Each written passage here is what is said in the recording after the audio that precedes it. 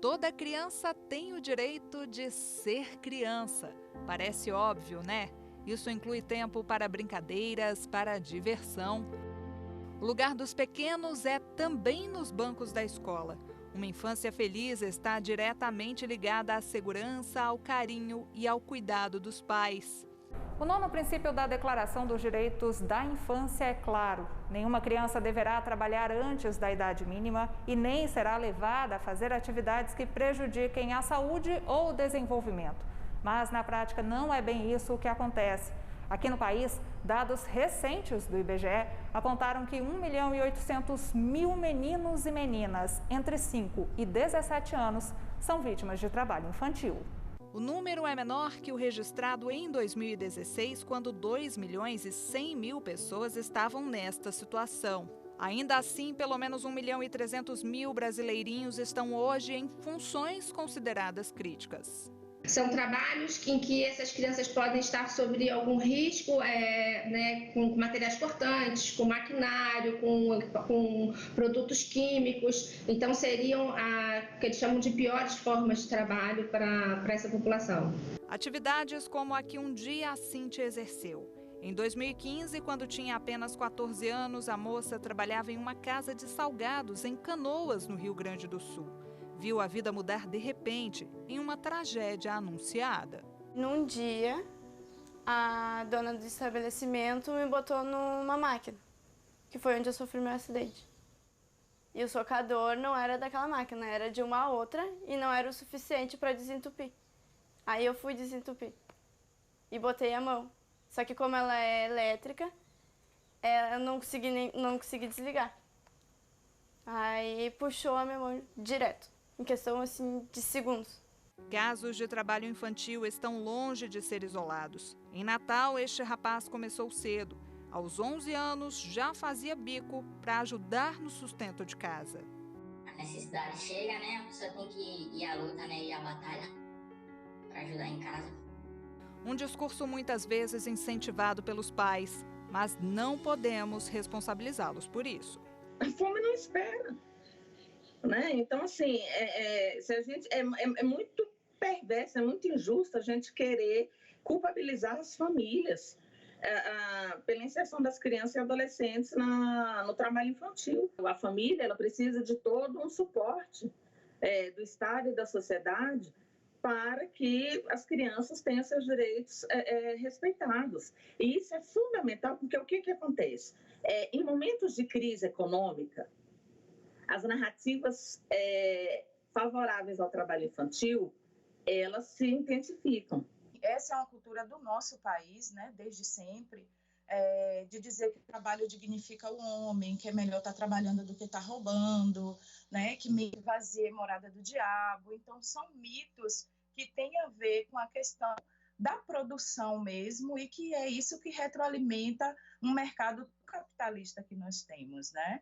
Então, por exemplo, esse empregador, empregadora, a pessoa que intermedia essa mão de obra dessa criança, poderia ter oferecido o trabalho à mãe, ou ao pai, ou ao irmão mais velho, né? Mas saberia que não ia poder pagar só R$200. Então, o que para aquela família é um apoio, é uma ajuda, na verdade, está retroalimentando mesmo essa questão da exploração da mão de obra, né? E é importante a sociedade e as famílias compreenderem que, na ocasião de uma família não ter a condição de se sustentar, não cabe à criança assumir esse papel, né, de ser o provedor da família, a provedora da família. Papel que esta jovem assumiu. Dos 10 aos 16 anos, ela trabalhou como empregada doméstica. Precisava ajudar em casa, estava passando por dificuldade para ajudar minha mãe. Foi a única alternativa que me sobrou, foi a atividade doméstica para ajudar em casa, a minha mãe. E é isso. Domésticas, babás, as meninas são as mais requisitadas para esses tipos de serviço. Foi assim com esta adolescente de 15 anos, que começou a cuidar de bebês aos 11. Eu era uma criança que cuidando da criança. De manhã era escola, e à tarde eu cuidava dela. Passava a tarde, até mais ou menos umas 7 horas, 7 horas por aí. O trabalho infantil pode estar camuflado de várias formas e escancara muitas vezes uma face sombria da exploração de crianças e adolescentes. Nas empresas, você dificilmente vai encontrar uma criança, né? Só se for assim, de madrugada, em horários onde não vai haver nenhuma importunação, nenhuma fiscalização. Mas a maioria está aí na vista, nas ruas, nas calçadas, na porta do seu carro, batendo no seu vidro, limpando o seu para-brisa, vendendo coisa na sua janela. E dentro desses carros tem muitas pessoas que estão ali exatamente para convencer, recolher crianças para fazer os piores trabalhos que você imagina, desde a exploração sexual, a ser aviãozinho, de droga, essas coisas. Então, ali, vamos dizer, é o pomar onde eles vão pegar os frutos desse tipo de trabalho. E as crianças são muito vulneráveis, porque são sozinhas. Marinalva encara essa triste realidade há 27 anos. A auditora fiscal é também fundadora do Fórum Estadual de Combate ao Trabalho da Criança e Proteção ao Trabalhador Adolescente do Rio Grande do Norte. Já devolveu a dignidade a muitos meninos e meninas. Vocês entrevistaram 2 meninas que jamais iriam sair dessa situação se não tivessem sido resgatadas, né? Porque é um outro mundo que se abre para elas, porque fiscalização não entra facilmente na casa, tem que ter autorização, ou da família, quer dizer, do morador, ou de um juiz que nos dê essa entrada.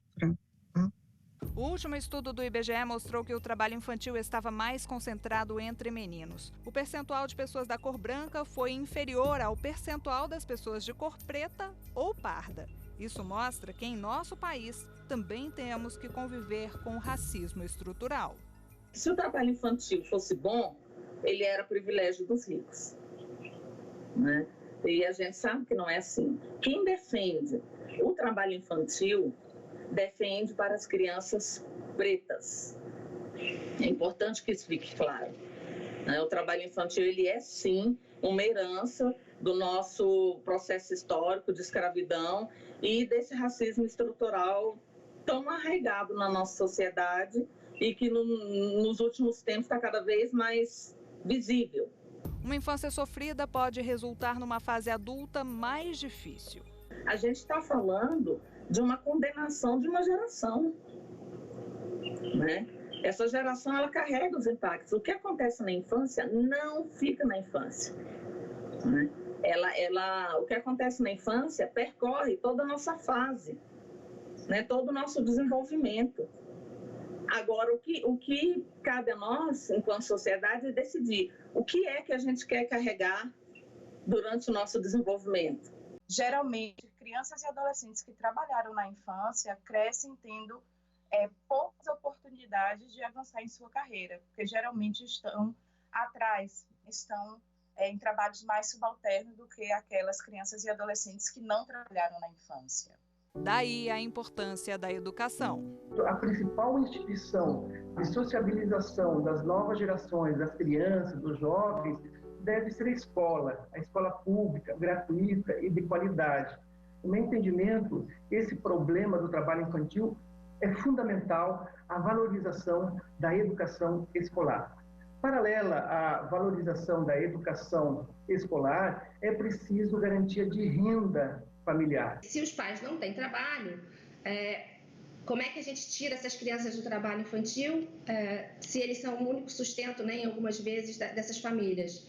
Então, esses pais eles nem enxergam essa questão do trabalho infantil como algo ruim para a criança ou como algo proibido, né?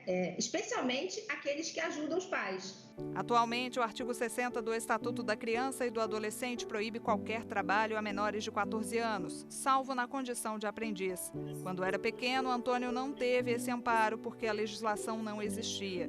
Quinto filho de 8 irmãos, ele já trabalhava no sertão cearense. Eu já trabalhava ajudando ali plantar feijão, milho, adubar a terra para plantar mandioca. E aí, com 9, 10 anos, já começo a trabalhar também no trato das plantações, né? Limpando o mato do feijão, do milho, da mandioca, da agricultura de subsistência que a gente plantava. Foi assim até os 13. Nessa fase, o pai chegou a pedir para que ele abandonasse a escola. Ele estava preocupado com mais um ano de seca, de poucas chuvas que estava se anunciando, né? Uma coisa muito comum no Nordeste. Mas aí ele disse, olha, esse ano está muito difícil, não tem dinheiro para comprar material, é um ano que se preanuncia mais uma seca, então a gente vai precisar trabalhar. Como vocês estudam de manhã e o maior tempo do trabalho da agricultura é mais cedo, né, por causa do sol, então a gente vai, esse ano vocês vão me ajudar na roça e no próximo ano, se for melhorando, vocês retornam. Mas aí eu não fui para a aula no primeiro dia, e aí no segundo dia minha professora foi lá em casa conversar com meu pai, saber por que eu não tinha ido para a aula. Aí ele contou a situação, né? Aí ela disse, não, faz o seguinte, faça um esforço aí, vá lá na mercearia, converse lá, compre fiado, põe o seu pago, mas não deixe seu filho deixar de ir para a aula, não. Graças à intervenção da professora, Antônio não parou mais de estudar. Fez faculdade e hoje é procurador do trabalho. Eu era para ser a regra e não a exceção. Se eu sou exceção, é porque quem não conseguiu ficar nessa exceção não teve direitos assegurados. Então, é uma prova, é uma evidência, né, de que o trabalho infantil traz prejuízos. E aí, eu, por exemplo, não posso pegar o meu caso, que é uma exceção, como se ele fosse a regra. Antônio criou o PETECA, Programa de Educação contra a Exploração do Trabalho da Criança e do Adolescente. Sabe que é quase impossível cumprir a meta da ONU de erradicar todas as formas de trabalho infantil até 2025, mas é implacável na missão. Que lugar lindo! Seria um paraíso se não fosse por um detalhe. Acorda, rapaz, vamos embora trabalhar.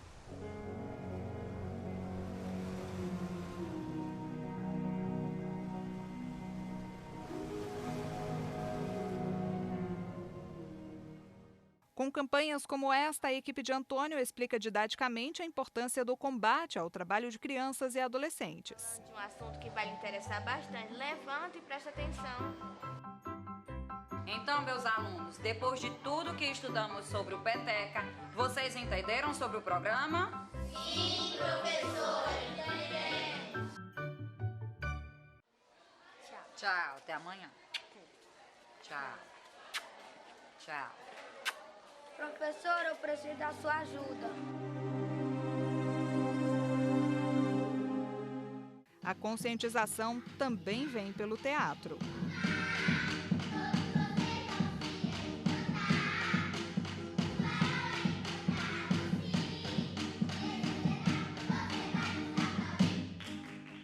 Aos 19 anos, Felipe é ativista dos direitos das crianças e dos adolescentes. E não faz tanto tempo assim que ele era vítima nessa história.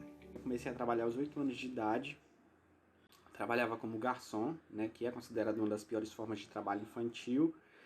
E comecei a ter contato com a temática do trabalho infantil dentro da minha escola, né, através de palestras e oficinas. Fui conscientizado sobre o trabalho infantil e aí eu começo, né, um automovimento de autolibertação do trabalho infantil, de conscientizar minha família, de conscientizar meus parentes de que o trabalho infantil ele era uma coisa errada e era uma violação de direitos.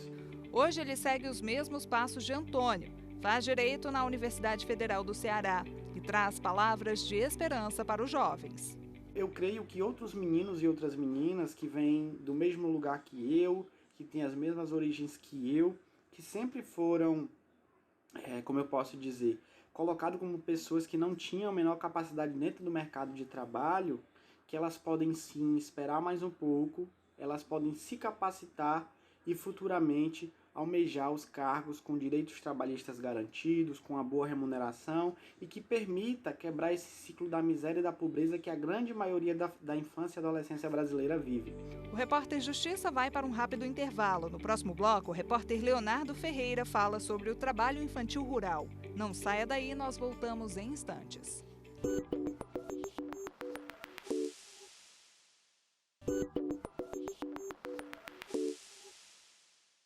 Filho de peixe, peixinho é ditado popular que retrata a realidade de milhares de famílias brasileiras. Muitas profissões são passadas de pai para filho por tradição ou paixão, mas o principal exemplo disso está longe dos grandes centros urbanos. É visto nas zonas rurais, de norte a sul do país.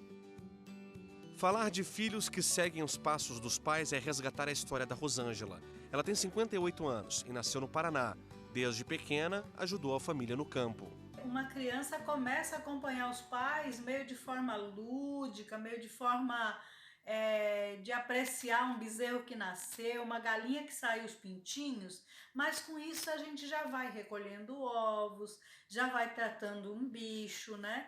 Então assim, começa de forma lúdica, mas isso é trabalho e a gente precisa reconhecer que a gente começou a trabalhar muito cedo. Aos 5 anos, Rosângela recolhia lenha. Aos 8, pegava na enxada para capinar. Ainda criança, a família foi explorar terras paraguaias e com a mudança para o país vizinho, a mão que segurava livros passou a mexer só com a terra. Ela interrompeu os estudos. Seguiu trabalhando e de volta ao Brasil só conseguiu completar o ensino médio na fase adulta. Rosângela casou e é mãe de 4 filhas que tiveram outro destino. Todas fizeram faculdade e atuam em áreas diferentes. Como nunca é tarde para adquirir conhecimento, Rosângela voltou para a sala de aula. Agora falta pouco para ela se formar em Direito.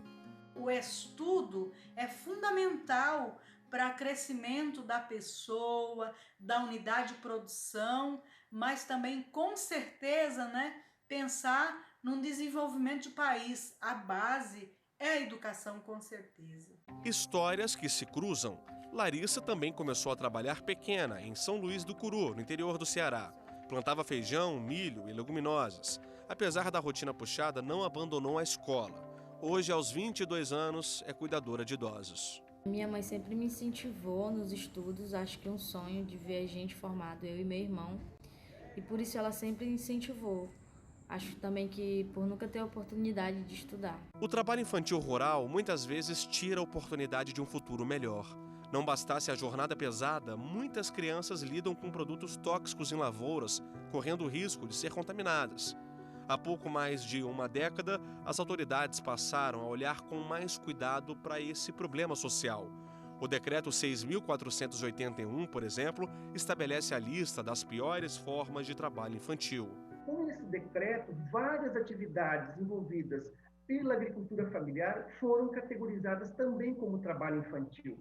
Então, nessa última década, o que a gente viu que as unidades de produção familiar se tornaram as principais exploradoras do trabalho infantil. E isso partindo de uma perspectiva legal. O decreto protege crianças e adolescentes do trabalho exaustivo, mas o outro lado da moeda, no caso os pais das crianças, pensa diferente. A família entende que isso não é um trabalho infantil, mas que isso faz parte do processo de formação, de educação, de socialização das novas gerações e também como forma de transmitir valores morais, né? A disciplinarização do corpo para o trabalho. Então, são visões que são diferenciadas, né, e que entram em confronto. Esta advogada explica que o artigo 227 da Constituição Federal estabelece uma série de direitos e garantias fundamentais para assegurar à criança e ao adolescente uma vida digna, com acesso à saúde, à educação, à profissionalização e à liberdade. A lista de direitos fundamentais não é uma lista exaustiva, é uma lista exemplificativa, que admite uma extensão por meio de uma construção jurisprudencial que reconhece direitos e garantias decorrentes dos princípios constitucionais. No ano passado, o Superior Tribunal de Justiça decidiu que o tempo de trabalho rural infantil pode ser contabilizado para efeitos previdenciários sem idade mínima. Os ministros tiveram esse entendimento depois que um homem que começou a trabalhar na zona rural aos 11 anos solicitou à Justiça que o período trabalhado antes dos 14 anos pudesse ser somado ao tempo de serviço para aposentadoria. Negar esse direito à proteção previdenciária da criança que trabalha seria negar todo o sentido de uma Constituição cidadã, de uma Constituição que garante os direitos fundamentais. O trabalho na infância pode ser combatido de várias formas e tem muita gente ajudando nesse enfrentamento. Você vai conhecer agora o projeto G10 Favelas, um bloco de líderes e empreendedores que atua diretamente nas periferias para incentivar o desenvolvimento econômico e fortalecer o protagonismo das comunidades. Na pandemia do novo coronavírus, várias ações voltadas à cultura e à captação de recursos foram criadas. As crianças estão na rua por falta de uma escola segura, então nós decidimos criar formas para que a população pudesse passar por esse processo de pandemia de uma maneira mais leve, de uma maneira aproveitando um pouco os equipamentos culturais e dos serviços, usando, óbvio, com proteção. Então, por isso, nós decidimos criar um conjunto de exposições para mostrar também o Brasil, mostrar os heróis nacionais, para mostrar ao Brasil a força e o poder, para que a população possa se inspirar e poder continuar essa luta. E aí nós acreditamos que a cultura pode ser uma ferramenta de transformação, de cultura e de superação do Covid-19. O grupo está presente em 10 comunidades, em quase todas as regiões brasileiras. Só no ano passado, 1.500.000 marmitas foram distribuídas. Isso fora máscaras de proteção, kits de higiene, cestas básicas e 10.000 cartões com créditos para uso no comércio local. As crianças ficando em casa sem um lazer, sem um projeto para aprendizagem, né?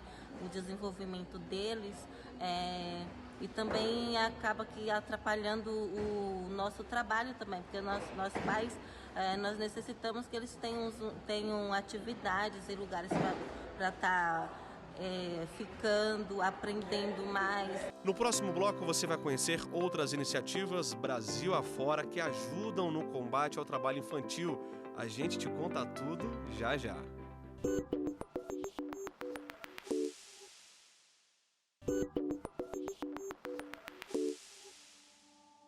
O repórter Justiça foi até o norte do país para mostrar o projeto Trabalho Infantil Diga Não. Soraya é professora da rede municipal na zona sul de Manaus e conta que tudo começou há 7 anos, quando um aluno, dormindo nos fundos da sala de aula, acendeu a luz de alerta. Nós descobrimos que o adolescente ele auxiliava o seu pai na madrugada numa padaria, fornecimento dos pães. E isso aí foi um fator de preocupação, porque o aluno ele não conseguia desenvolver o processo de ensino-aprendizagem. O cansaço, o estresse dessa luta diária fazia com que o aluno não conseguisse produzir o conhecimento. Soraya conversou com os pais do menino, explicou que o trabalho atrapalhava o aprendizado na infância. Conseguimos sensibilizar a família quanto à mudança de atitude. E essa vontade de transformar a vida dessa criança foi o fator primordial para iniciar o projeto. O diálogo corpo a corpo com os pais fez com que muitos aprendessem a lição. Eu não sabia o quanto era prejudicial à saúde das nossas crianças. As crianças que se expõem a esse tipo de trabalho podem ser prejudicadas tanto fisicamente como psicologicamente.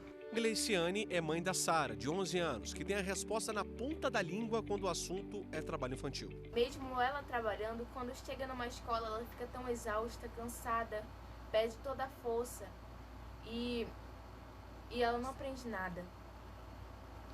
E com isso, eu também aprendi que a educação é fundamental à minha vida. A experiência de Soraya foi essencial na criação de um guia para que professores aprendessem a lidar com o tema. O projeto Criança Livre de Trabalho Infantil é da Associação Cidade Escola Aprendiz, organização social de São Paulo. Nós acreditamos que a única alternativa para o desenvolvimento saudável de uma criança é a escola, é o convívio familiar e comunitário, é o lazer. É assim que a criança se desenvolve de uma maneira plena. O guia dá dicas importantes sobre como identificar crianças que assumem uma jornada longe dos bancos da escola. O professor em sala de aula ele tem a capacidade de identificar sinais do cotidiano, como cansaço, quando a criança começa a dormir em sala de aula, ou em frequência escolar, quando a criança começa a faltar muito. Proteger crianças e adolescentes é um dever de todos. O que não dá é para fechar os olhos ou enxergar com naturalidade uma criança submetida ao trabalho, sendo que ela deveria estar estudando ou brincando. Aliás, o direito de brincar é reconhecido internacionalmente desde 1959, na Declaração Universal dos Direitos da Criança. É muito importante que a sociedade passe a se comover de maneira diferente sobre o trabalho infantil, né? No sentido da denúncia, de saber o que fazer, se ver, de chamar os órgãos da prefeitura que não vão criminalizar, mas vão cadastrar aquela criança, aquela família em algum programa e entender que aquele dinheiro ali que você compra naquela hora não vai mudar a vida dessa criança nem desse adolescente de maneira nenhuma. Se eu não vejo na criança uma criança, é porque alguém já a violentou antes. E o que eu vejo é o que restou de tudo que lhe foi tirado. A frase é de Betinho, sociólogo e ativista dos direitos humanos. E essa é a Ana Calisto, escritora e fundadora do projeto social Os 5 Passos. Os 5 passos, portanto, são pensar para dizer, dizer para ser ouvido, ouvir para desenvolver, participar para transformar e transformar para crescer. Ela tem apenas 20 anos e já escreveu 5 livros e uma cartilha de combate ao trabalho infantil. De forma lúdica, a autora mostra a diferença entre a exploração das crianças e as tarefas e responsabilidades em casa, por exemplo. A leitura incentiva a denúncia e fala sobre o papel do Estatuto da Criança e do Adolescente. O papo aqui é de criança para criança. Sabe o que faz bem de verdade? Poder acordar todo dia e ser criança. Brincar do que quiser, dormir um tempão, comer bem, correr na grama, ir para a escola, fazer amizades. Ter direitos também é ser criança. Lutar contra o trabalho infantil também é ser criança do nosso jeitinho. Também conversamos com Nicolas, pesquisador e consultor do projeto Canicas. Estudos apontam que São Paulo é a cidade brasileira mais propícia para casos de trabalho infantil na indústria têxtil. Isso se deve ao fato do estado ser um polo econômico com grande fluxo migratório e a maior cadeia produtiva do segmento. A extensão territorial também dificulta a fiscalização de oficinas clandestinas. Dentro da indústria têxtil, dentro das cadeias de produção têxtil, para além do risco do trabalho infantil, sob diversas formas, não é? Não só da costura, de pegar a máquina, né? Mas também manusear materiais, etc. Há também um risco de dividir o espaço de trabalho com o espaço de moradia, né? Riscos de acidentes. Nós coletamos relatos de acidentes de crianças, migrantes dentro de oficinas de costura, não é? De São Paulo para João Pessoa, a Casa Pequeno Davi atende 320 crianças e adolescentes vulneráveis. Eles têm acompanhamento escolar, aulas de música, dança, inclusão digital e leitura. O trabalho infantil é uma das temáticas que a Casa Pequeno Davi vem trabalhando já há mais de 15 anos e nessas atividades todas a temática do trabalho infantil está presente, porque infelizmente o trabalho infantil ainda é uma realidade no nosso país. A instituição revela ainda talentos como o Eduardo, que hoje é bailarino, formado pela Escola de Teatro Bolshoi do Brasil. Eu digo que se não fosse o Pequeno Davi, eu nem sei o que eu estaria fazendo hoje, porque o Pequeno Davi que abriu minha cabeça e que me deu oportunidades e que acreditou em mim, que falou, vai que você consegue, sempre me impulsionou. E eu sou muito grato por tudo, por todas as pessoas da Casa Pequeno Davi, todos os funcionários, todas as pessoas que têm um carinho enorme por mim, eu tenho um carinho enorme por todos.